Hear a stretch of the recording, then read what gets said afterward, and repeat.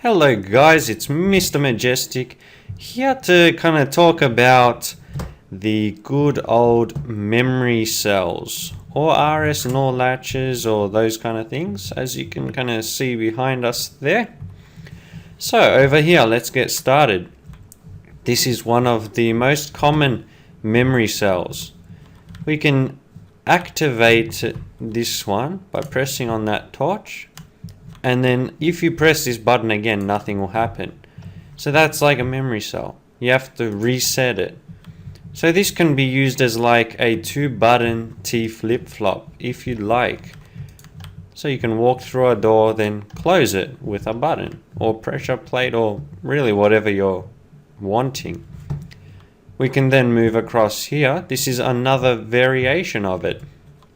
The idea is that we want to turn off this lamp to make this one turn on. So we put power into that block, inverting this torch, turning on the output. Then you have to press a reset and it's done. So you can see there, alternate buttons.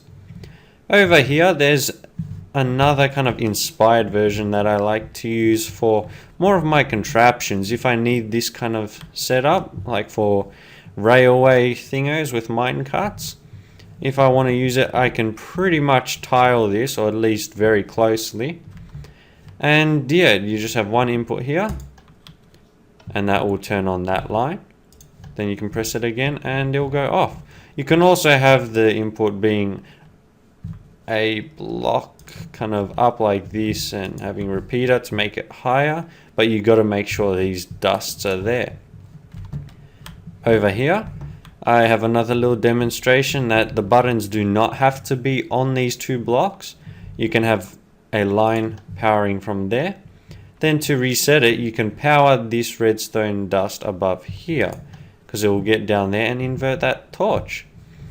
Over here we have yet another variation where you can simply invert that and this will come on, or you can press that and that will go off. So that's another little version. Then there's yet another version where you can turn off this lamp. This one will go on, and like that. As you can see, this can be like the output.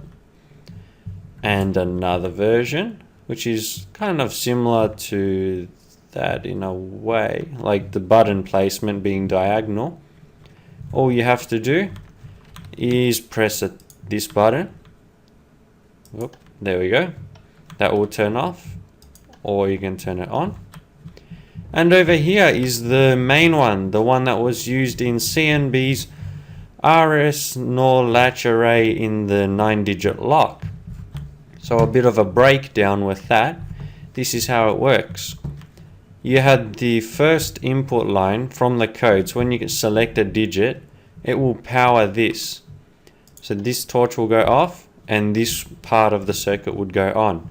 However, when those torches up on the top reset lines turned on, it would turn off this torch here, making that reset. So as you can see, that was a very clever design. The only thing is that CNB had to include a reset for this line here yet again to make it sequential.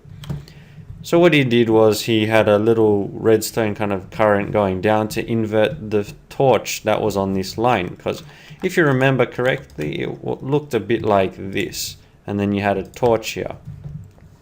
And to keep that torch off, this was lit up in whatever way. Right, so his design ended up breaking with the updates, and many people attempted their fixes. You could see my fix in my video that I created that a number of people liked, and I really appreciate your support with that. But yeah, this is a little breakdown of it. With these memory cells, you can make all types of contraptions that require basically like resets.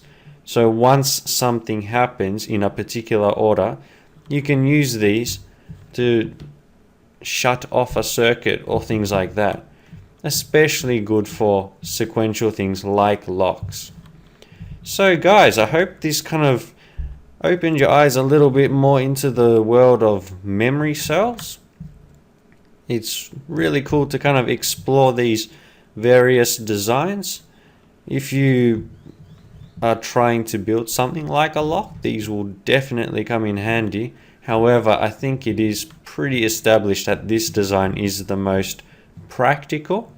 However, you know, you might be able to use something more like this design here, as it could possibly work. It just depends what layouts you use.